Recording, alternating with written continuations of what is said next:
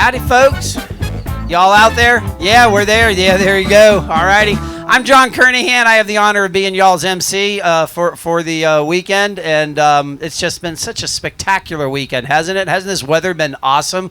Golly. I remember we did a festival down in New Orleans a few years back. It was 32 degrees, pouring rain, and 40-knot winds all weekend. So when I'm at an event like this, it's just I always think about how bad it could be. So this is awesome. This is fantastic. Hey, we're going to mix it up, have a little change of pace right now. A lot of people don't realize this, but Marcus, and I'm going to allow him to do the more of an explanation of everything, but he is involved with a podcast, COS Business Podcast, and you all are recording today, correct? That's right. Yep, we're recording today. This is it's called the Colorado Springs Business Podcast here with the actual host, Andrew Hasley, right here next to me. We do it on a weekly basis over in Colorado Springs. We've interviewed, coming up on about 200 episodes already. Yeah, and we're on all platforms. If you guys ever want to look us up on any app or anything like that, Apple, we're on everything. But we have a special, quick little podcast interview today. We're going to introduce Dave Childress up to the stage. He's with Mattersville. He's been volunteering for some time now. So if anybody can give him an applause real quick.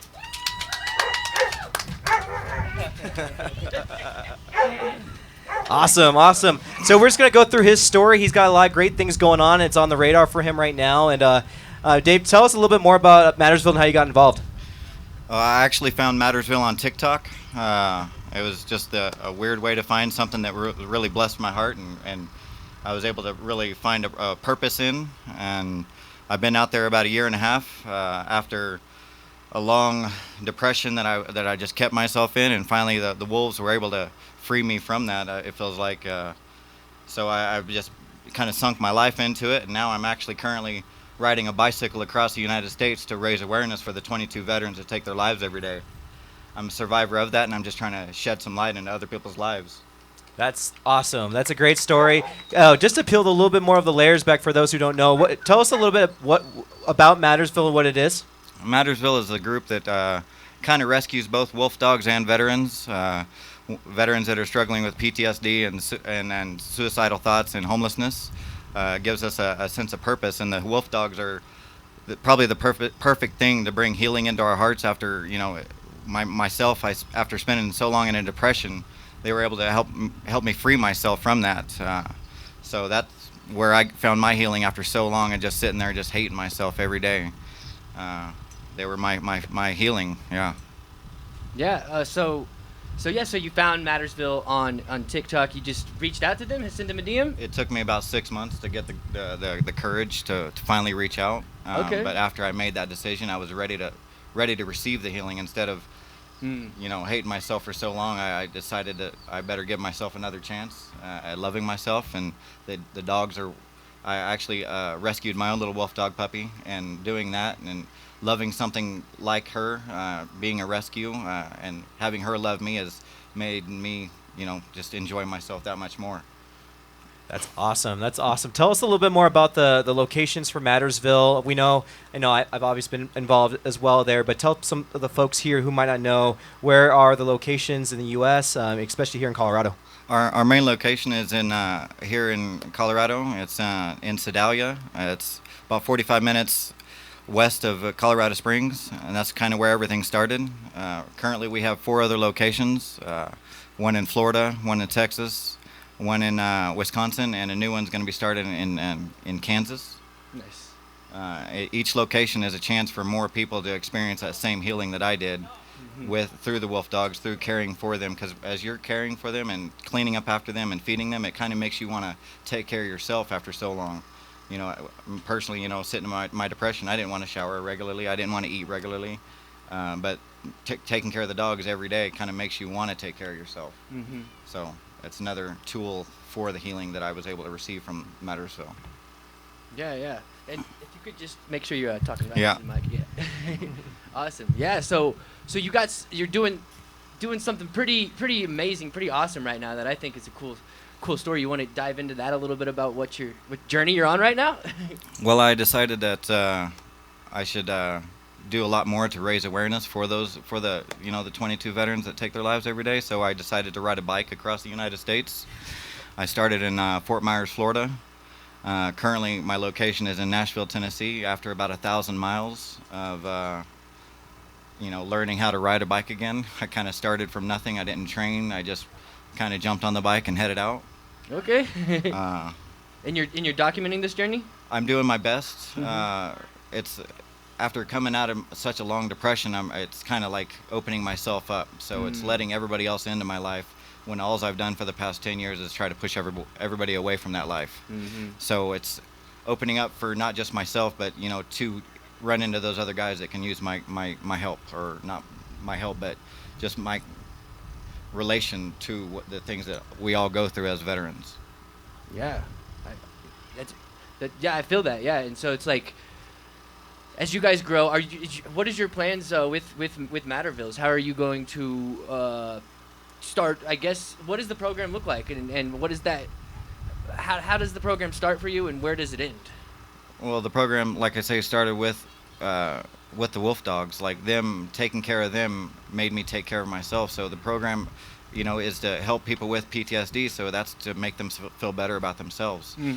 Taking care of these animals, having a purpose in that, and seeing them flourish and be healthy, that was the best healing I could have ever found. And that's kind of what the program is taking care of others. And you're also taking care of yourself, because the better you are, the better you are for everybody else, especially the animals. Yeah, it sounds like you get a lot of fulfillment by, of course, taking care of the dogs. And explain a little bit more about the bike ride. I know, a lot of people, when they're hearing you're riding a bike across the country, it's kind of a daunting task. It's a Herculean effort, if you will. Tell us, what the inclination was there to do that, and so far, your journey so far. I know you're just beginning it, and tell us a little bit more about that as well. Well, I figured I'd go off Forrest Gump's example. I figure if I just kept going, that more people can understand why I'm doing it, to help not only loved ones that have passed away from it, but to help prevent any further loss of life because of it. So that has been my main motivation. I've been sore a lot. I've been hot and sticky a lot. But the motivation there to pretty much save lives, if you think about it, because if you're preventing a death, then you're making a life better. And if I can do that to more people just like me, whether they're veterans or just people in general, that's what I'm kind of out there doing, talking to more people and trying to spread the story that saved my life, which is Mattersville, and the wolves in general, I would believe. Yeah, that's beautiful. And tell us a little bit more about. So is it like a caravan that's going out there with you, that's following you in a van, and they're kind of tracking your mileage? How are you doing this journey? Is there a team behind you? The team is Mattersville. If I were to need them, they would come running, but it's me out there by myself, pulling 2 trailers with a lot more weight than I probably should. But now that I've gone so far, I can downgrade how much weight I can pull, and now that I know what I need. So it's going to be easier from here on out. I'm going to be able to make some adjustments to my trailer to carry more weight, at least more ergonomically.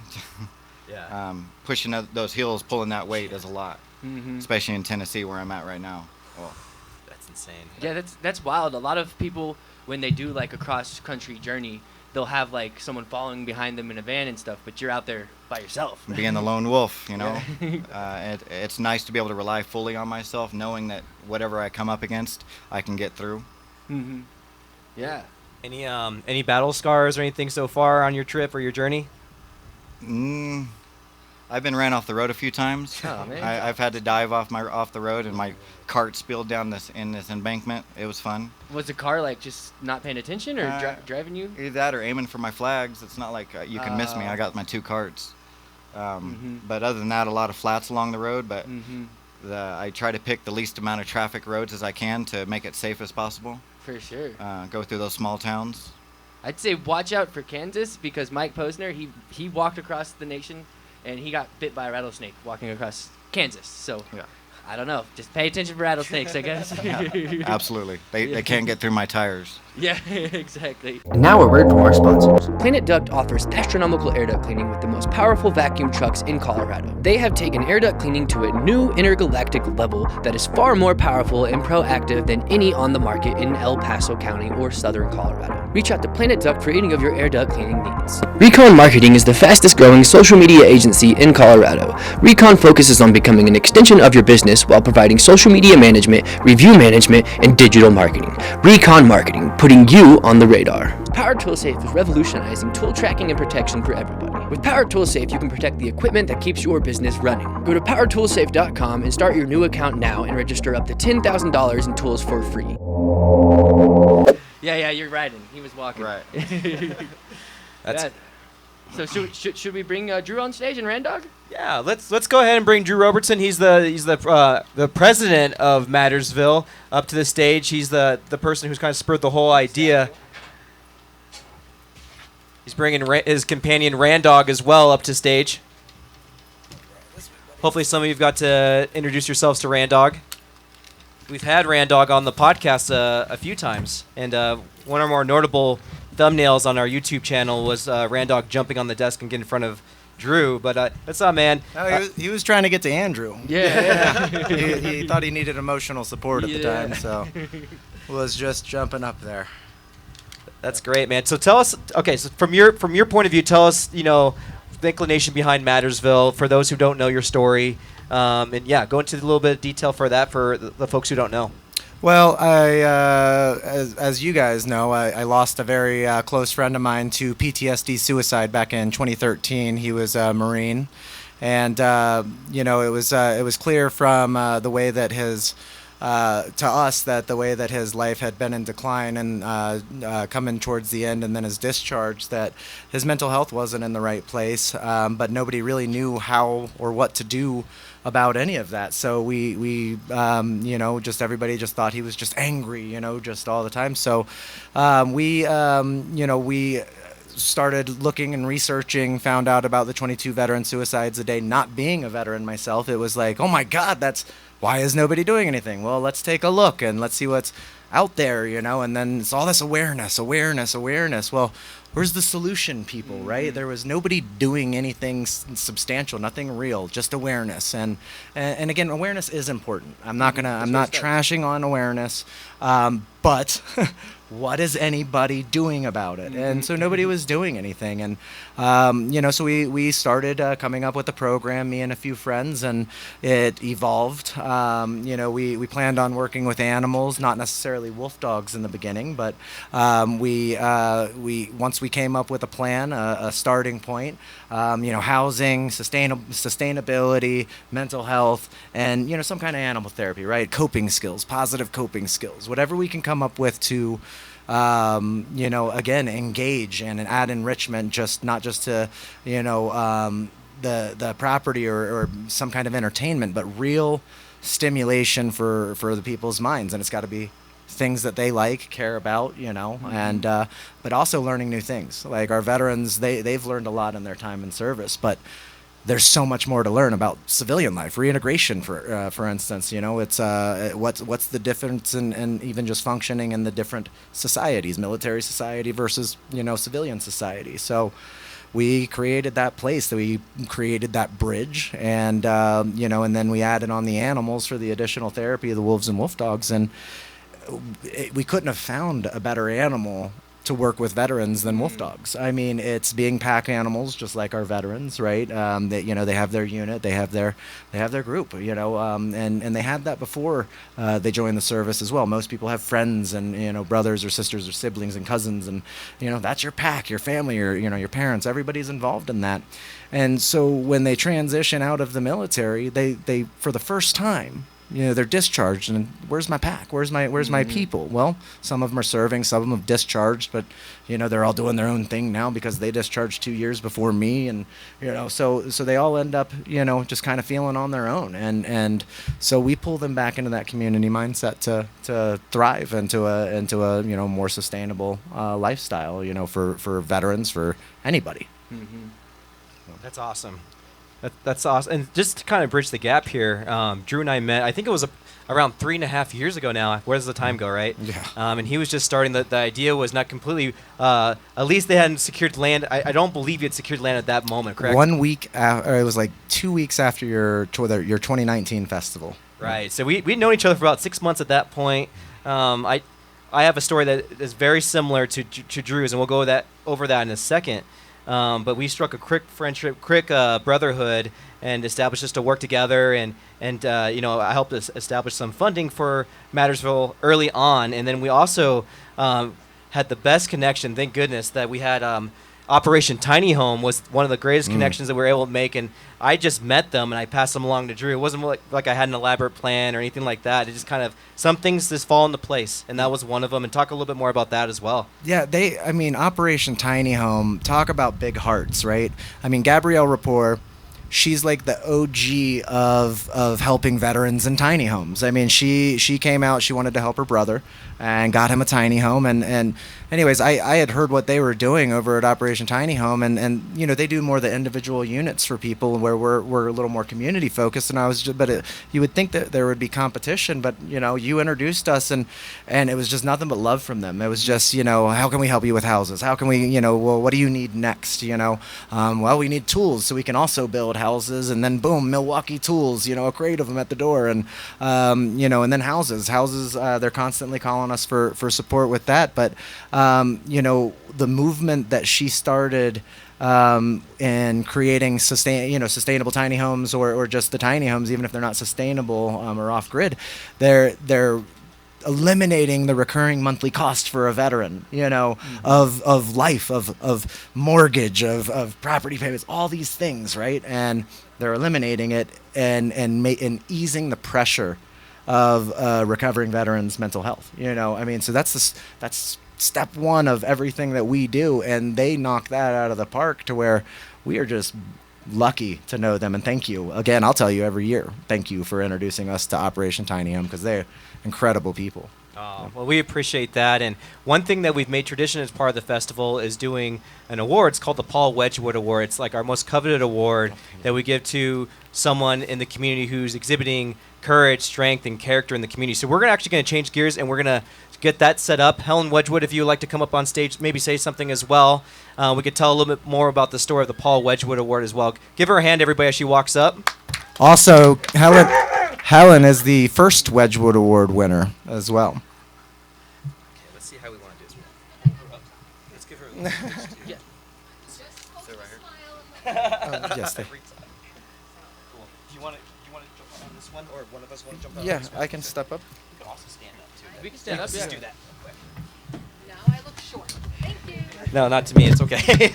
All right, guys. We do an award every year called the Paul Wedgwood Award with collaboration of Mattersville. I'm going to give over the mic to Helen here soon, and then probably Drew to pass over the award. Let me move some of these things out of the way real quick. So this award is something that's really dear to my heart because it's based from my best friend. He also took his own life due to PTSD suicide. His name was Paul Wedgwood, and he was my best friend in all the world, and we had a lot of things in common, and we lived life like brothers. He was the first man to ever tell me I love you besides my father. He was so important to me, and I knew when we lost him that I always wanted to make his legacy live on forever. And I've always tried to, I fumbled through my brain, and when we started doing the Tiny House Festivals, I was like, what a great platform for us to have to give away such a great award. And again, we do it, we vet it through Mattersville. We do a couple other things where, Mattersville is just a partner with the Paul Wedgwood Awards. Leave it at that for sure. But I don't want to take up too much of what Helen's going to say. I'm going to pass it over to her, so give her a hand of applause, guys. And we're going to give it to Helen Wedgwood, the mom of Paul Wedgwood.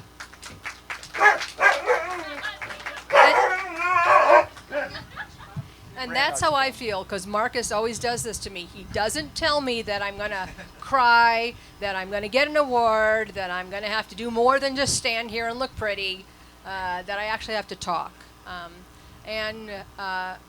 Our journey into this with Paul is a little different. Maybe I'm just not speaking quite well. It's a little different. Paul came back from war changed, like so many veterans do. Active duty and veterans, right? And he really struggled when he came out of the Marines.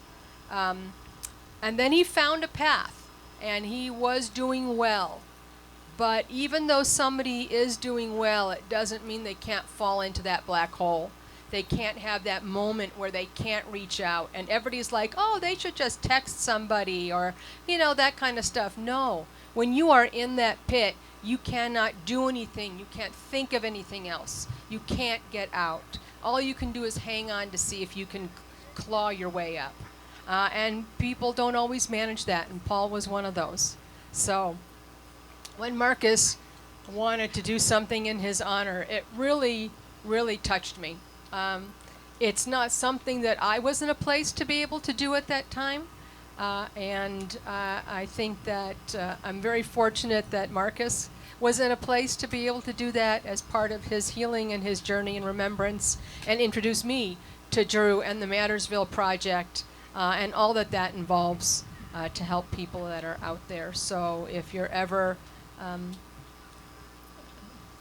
looking for something to help with, something to think about, something to remember, everybody has been touched by PTSD and suicide, whether it's related to military or not. So remember, just remember. That's what I can ask as a mother for my heart. Thank you, Helen. Thank you so much. Yes. Thank you so much. So I'm going to hand it over to Drew to present the Paul Wedgwood Award. We have some surprises in hand, too, but I'm going to give it over to him. So, Marcus already explained what the Wedgwood Award means to everybody up here, but I think Helen brought it home. It's reached a lot of people. It's reached me with my best friend Randy Hansen. It's reached Marcus, Helen, and we're out here to not dwell on what the past and what's happened necessarily, but to look at the people that are showing those characteristics that the Paul Wedgwood Award stands for, and that includes the veterans in our program, as well as occasionally it's going to include some outside amazing people that go above and beyond.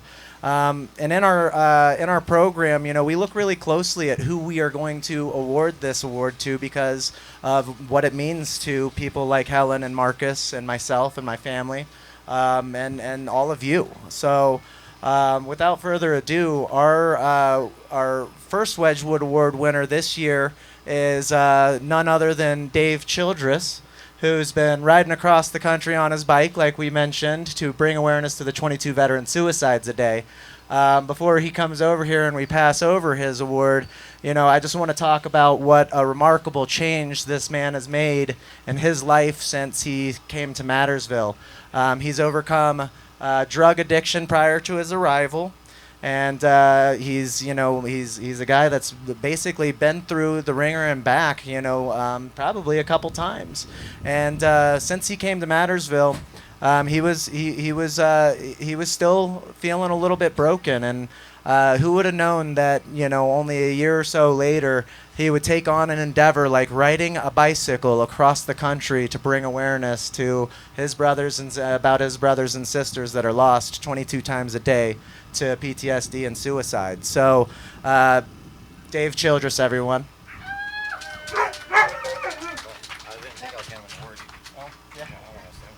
Speech. For the first time, we're asking for it, Dave. Well, I appreciate it. I think everybody being able to find a place like Mattersville, like I did at the time that I really needed that light in my life. The wolf dogs and the people were able to be there for me, which gave me the motivation to want to bring that same love and light into other people's lives. So being able to talk about what helps me more and more every day as I'm out there on the road, it brings that healing more in not only my life but other people's life as I go across the country. So thank you very much.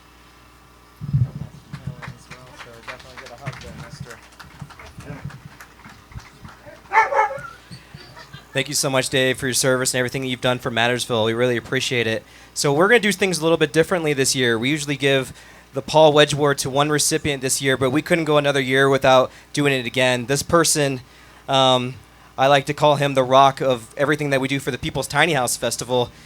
He's been the biggest support, the hardest worker. If you ever see him, he's like a big teddy bear. A very special person. He's not afraid to wear his emotions on his sleeve. And he's just an overall just great person, great husband, great friend. It's been a pleasure. He's been with me since day one of the People's Tiny House Festival. So we wanted to give the 2022 the 2022 Paul Wedgwood Award to Cory Von Felt.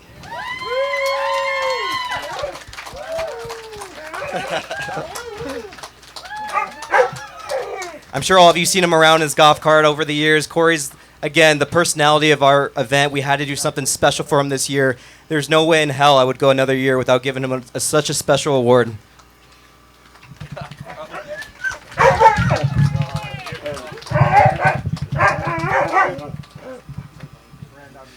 Thank you, everyone. It's been an honor. I love doing this. Excuse me if I get emotional. But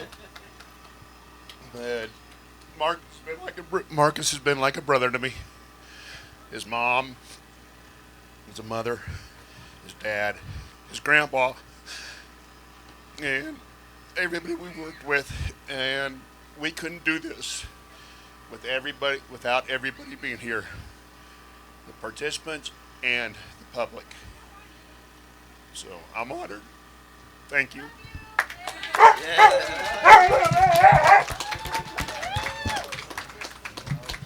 Thanks, guys. Thanks for coming by. We wanted to do that and make sure that y'all got some pictures of that. 1 minute, Marcus. 1 minute. We're going to do things a little bit different, too. And we have something special as well. Oh, boy. That was so well deserved. Oh my goodness. Cory's dedication, Marcus. That's amazing. There's another person that we would like to recognize. I hope I don't cry because that's coming after Cory.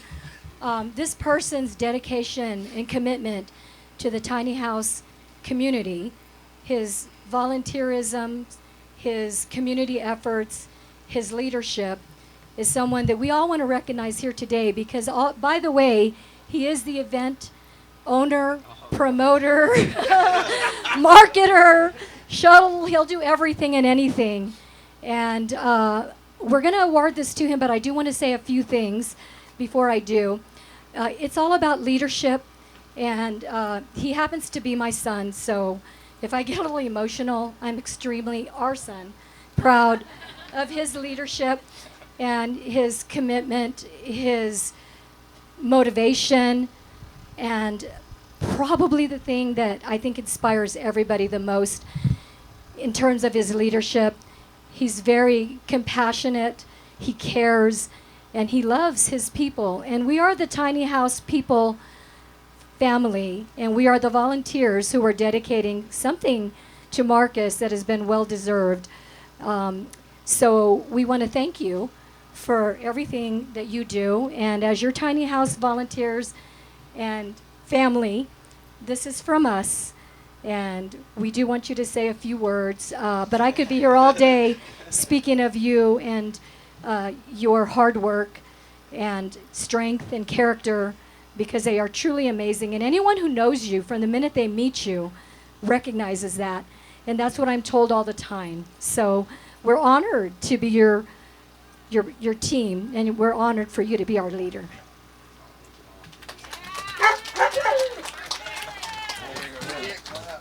So it says People's Tiny House Festival, Marcus Alvarado, recognition of achievement, 2015 to 2022.